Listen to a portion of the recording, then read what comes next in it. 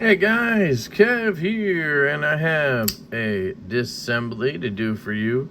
Hopefully a Skiff bearing swap, we'll see.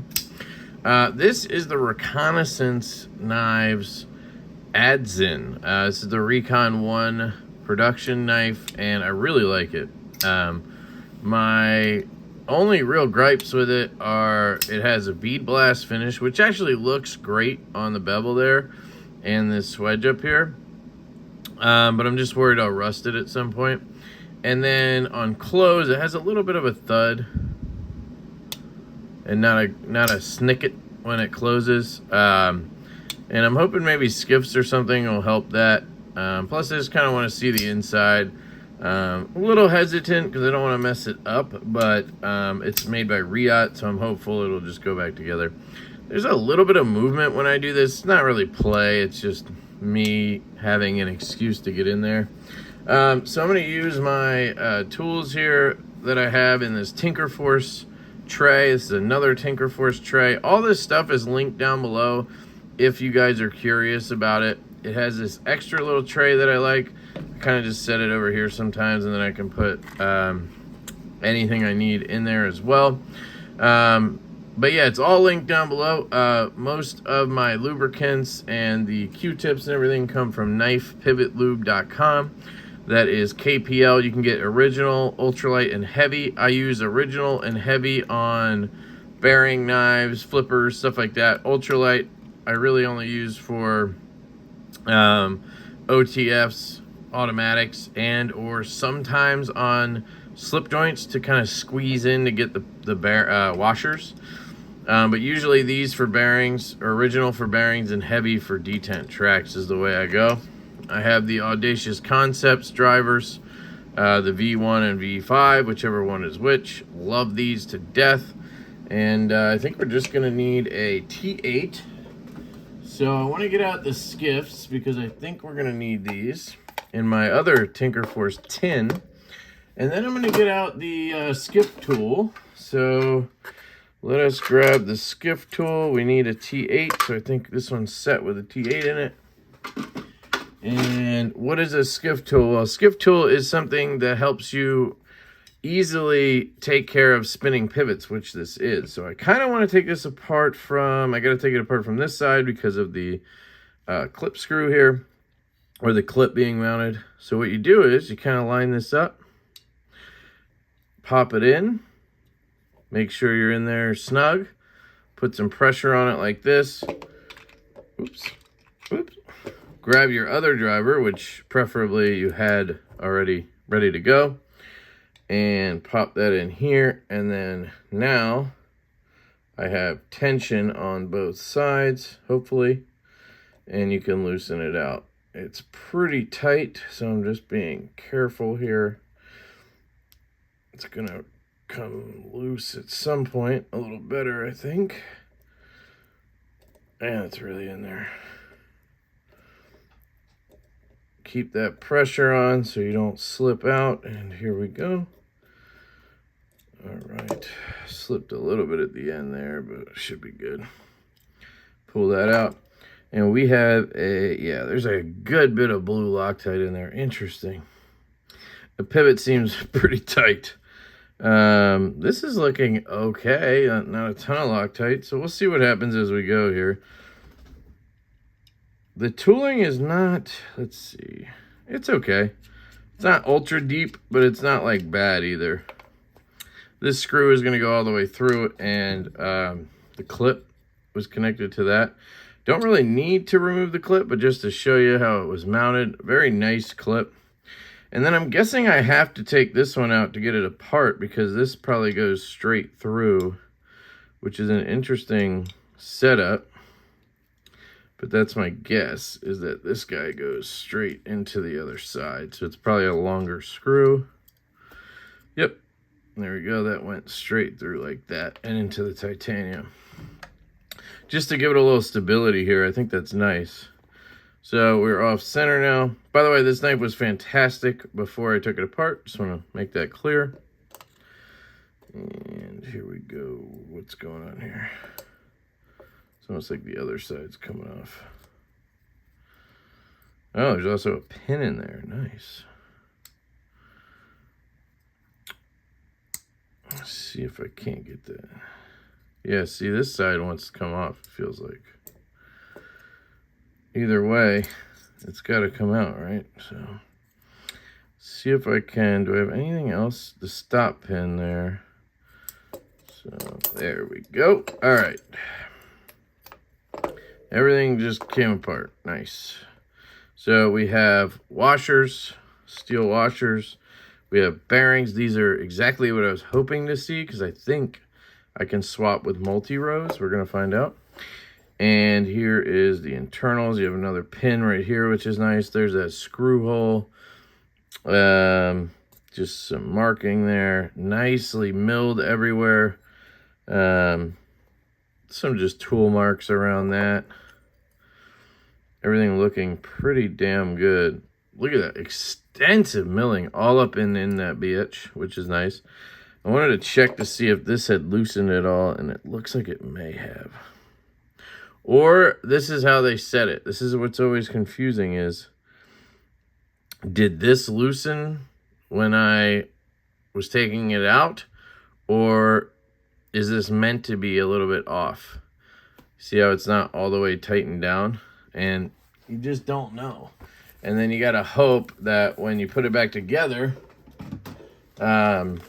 it tightens back down or whatever happens, you know, and we'll figure that out. So I'm going to load this up with alcohol. I did buy this knife, so I just want to make that clear real quick. When you first saw this knife, it was in an unboxing video. Recon One was absolutely kind enough to send this my way to review. And I immediately bought it. So I am messing with my own knife now. I didn't take apart a loaner. Just want to make that clear. And I did pay essentially full price. I think they gave me like 10% off or something.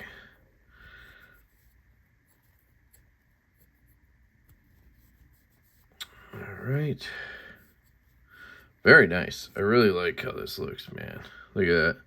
It's like a freaking hand satin underneath that you don't even see, which is crazy. One thing I love about Riot construction is pass-through detent holes. Just really nice because it means any junk that can get in there just goes straight through. You don't have to worry about it, you know. I think we're going to be able to fit multi-rows in here. We're going to have to figure it out, though. So, let's clean the barrel.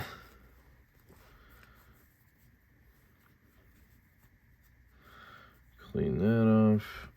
Let's see what's inside of this sucker, because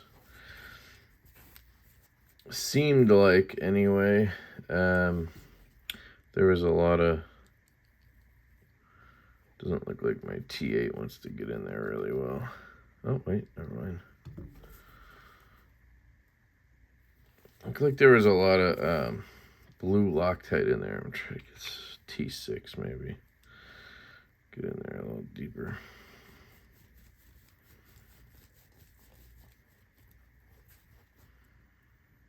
Okay. Oops.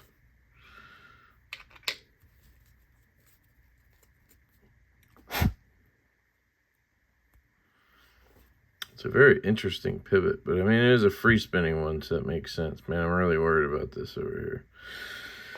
We shall see. Everything's cleaned up. So, what I want to remember, they even polished the insides of the frame. Look at that. It's awesome. All right, so we took it apart from this side, right? This side was in here. And you'll see with that screw sitting off a little bit, it's basically a flush pivot. So I think that's how it's meant to be, but I don't know. So let's check our bearings here. So what we have, that's what I was curious about. We have, I believe, a 6mm pivot. Yes, so it's a 6mm. Yep. Okay, so we have a 6mm pivot, and then it's going to be 1/16. Yep, 1/16. So we should be able to fit, and you can see there's not a ton of balls here, which these bearings are fine, but oh, we also didn't clean the washers. Nice thick guys, and it looks like I can flip those over, which is great because I'm gonna need to for what I'm planning here. So I need the multi-rows, which I should have. 18 ball, 18 ball. I need 16 ball. 16. All right. So I'm hoping that these will fit the same bearings as like the Jaeger. Yeah, look at that. So on a Belarusian design, which I've been told it's from a Belarusian designer, which makes me think Sinkovich, but who knows.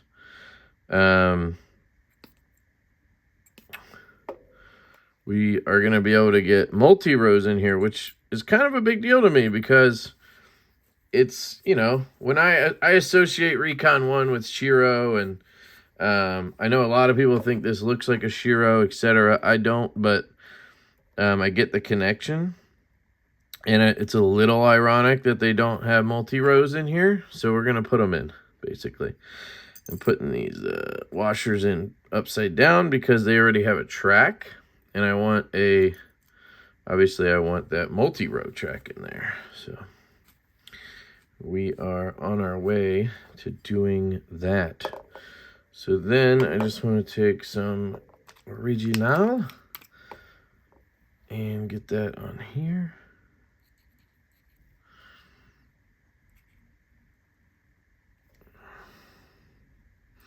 Just so we get a little bit of lube on the old pivot. Then I'm going to take a little bit of the heavy. I'm going to put that on the detent track. There's no detent ramp, and I personally am a fan of that. A lot of people like detent ramps. I do not. I mean, there's obviously a time and a place for a detent ramp, and I don't think this is one of them. Although it is a flipper, which, you know, you could argue it's a good situation for a detent ramp, but let's flip that over so it's on the same side. It's gonna be tight, I think, but you know what? Just to be safe, since I'm here, I'll just put a little KPL in there to maybe lock it in place. Probably wondering why the hell I'm doing that. It's just so it doesn't rattle or anything. I mean, they're pretty dang tight, but can't hurt to shore it up just a little bit. Oop. And that's gonna leak out, but I don't care. So this guy goes here, and then we need to get our bearings in. So original, and we're gonna run these bad boys through the lube. Flip it over.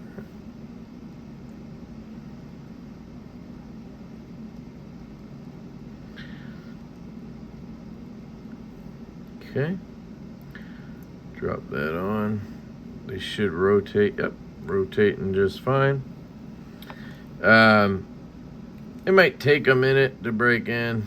It happens. So only issue we could have is maybe thickness, but it shouldn't be a problem because the cage is a little thicker, but the bearings are the same, so it shouldn't matter.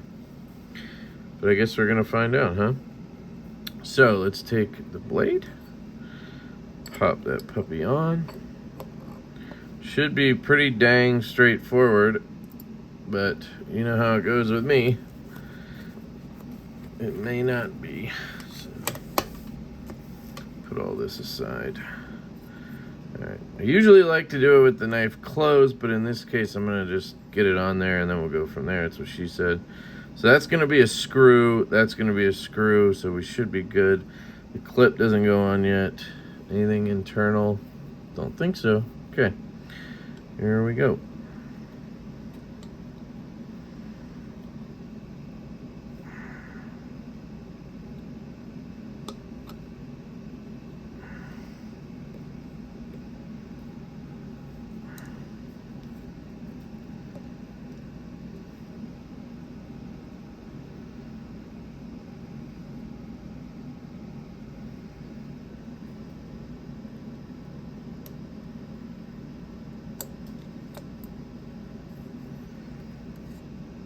The pin is all that matters to me right now.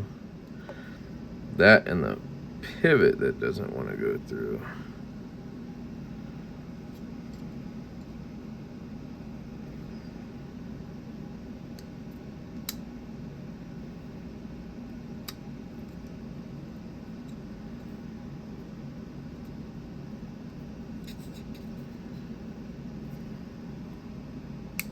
There we go.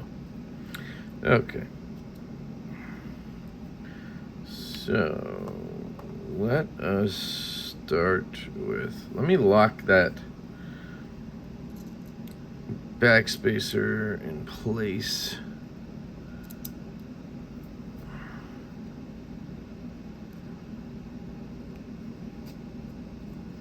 I'm not going to tighten it. I just want to get it in there so it's kind of keeping everything in place. I'm going to go with the pivot next. I did not clean this off, so just get that real quick.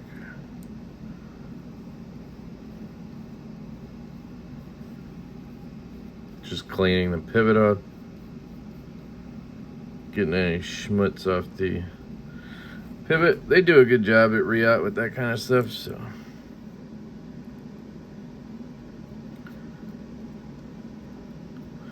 Probably gonna start spinning on me at some point. I'm gonna close it now.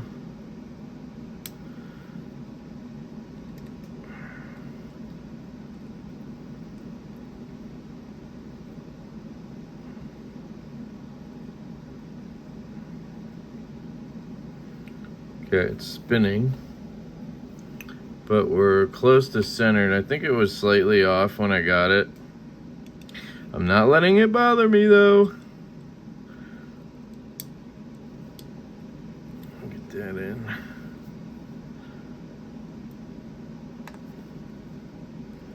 Yeah, the tooling's kind of shallow. It's not the end of the world shallow, but it's sort of like don't want to over tighten stuff shallow. Just because I'm a little worried about it.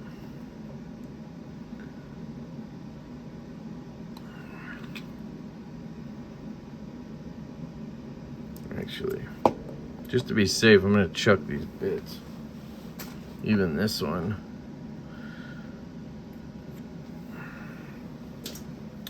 Get new ones.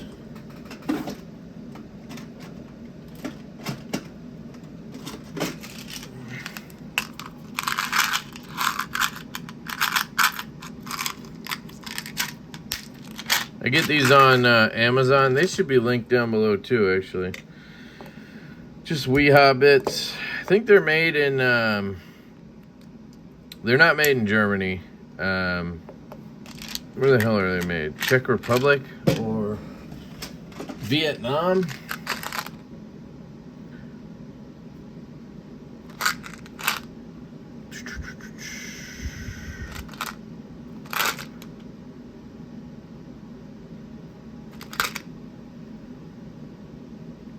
Vietnam. So they are not German bits technically. I think maybe you can get German ones that are actually made there. I'm not sure. But these are good. They're just not German apparently.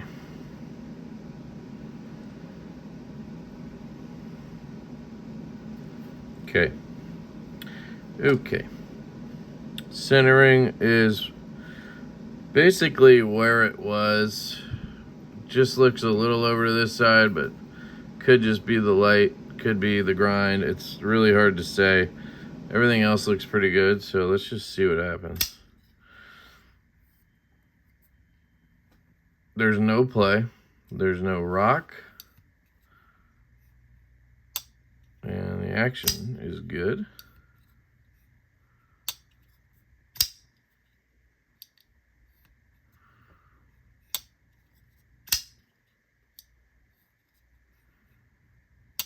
Yeah. If anything, it's obviously a little better. I'm gonna clean this, keep this clean because it's gonna get some oil on it as we go here. So that felt pretty good.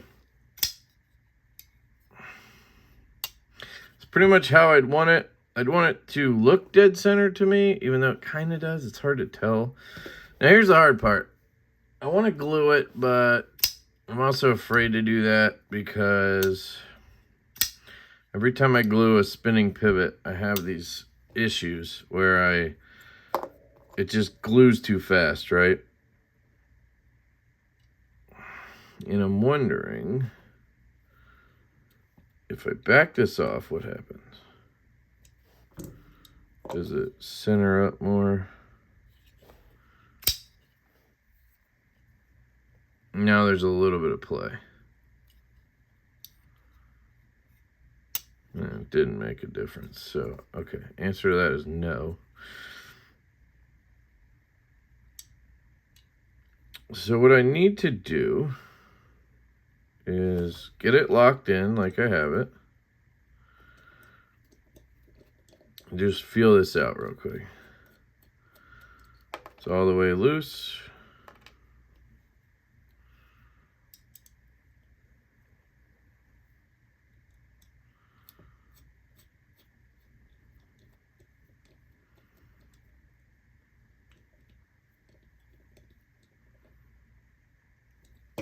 It's all the way tight. No play. Swing. Perfect. Okay.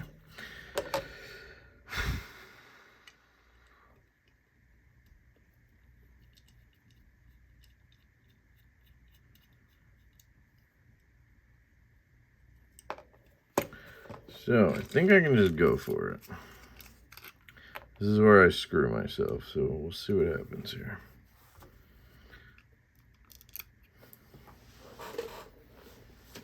Just need to be careful. I'm not going to preload. Sometimes I preload and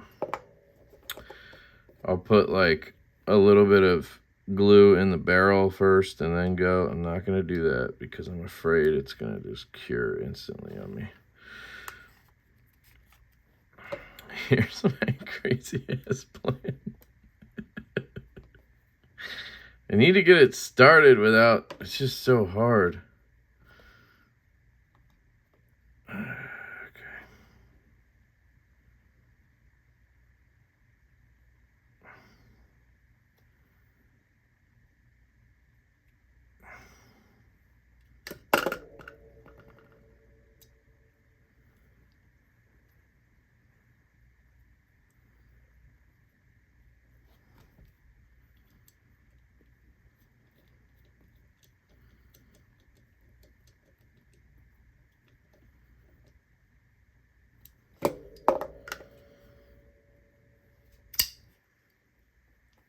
No play. Okay. Centering looks great, actually. I mean, if I really, really, really dissect it, I think it's a little over to this side. You know, if you look down the line, maybe just slightly, it's crazy, I know. But you look at it from this side, perfect.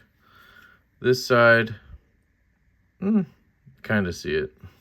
This side, perfect. I mean, it's really hard to gauge. A lot of times it's the light too. I find on knives like this, I'm letting it cure while I ramble. That's kind of my technique, so you guys don't realize what I'm doing. On knives, like here's another one, the Gunslinger from Jack Wolf. it has a colored backspacer. So I think the light from the backspacer somehow screws with your eyes and makes you think it's off center or something.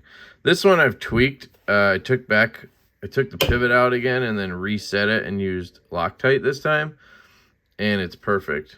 And there's no play at all. Action. Good. But you can see that color on the backspacer, and this has the same thing. It has that blue backspacer, and I just wonder if that somehow plays a part with these things. But we'll see what happens. It looks really good to me. And we had no play there. So really, it's good to go. And we got the multi-rows in there, which is important to me because we just went from, let's count them, 1, 2, 3, 4, 5, 6, 7, 8, 9, 10 balls to 16. We added 6 ceramic balls in there. So that can only help with the action, the lateral strength. I mean, it can only help with a lot of things. I'm actually going to keep these, and I'm going to put them in the package in case I ever sell this knife, which, you know, let's be real, it's probably going to happen at some point. I'll have the stock bearings for whoever, but I always give them if I put skiffs in it, they go with the knife. It's very rare that I take skiffs out of a knife because it's just extra work. Here's a size comparison as well while we're here. But yeah, I really like this knife. I'm actually I'm sort of like surprised at how much I like it. You know?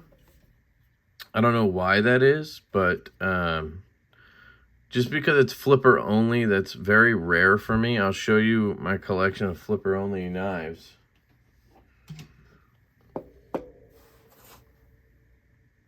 I think that's it. I think that's the only one. I mean, technically, you could count this guy maybe. The Baby Barlow, would that count as a flipper only knife?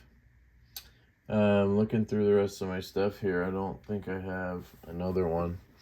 So it's very rare for me to have flipper only. And this is more, you know, this is like a top flipper, front flipper style knife. So, but it is the only means of deployment on it, even though you can, you know, roll it, reach around it, traditional flip it, you can do it whatever you want.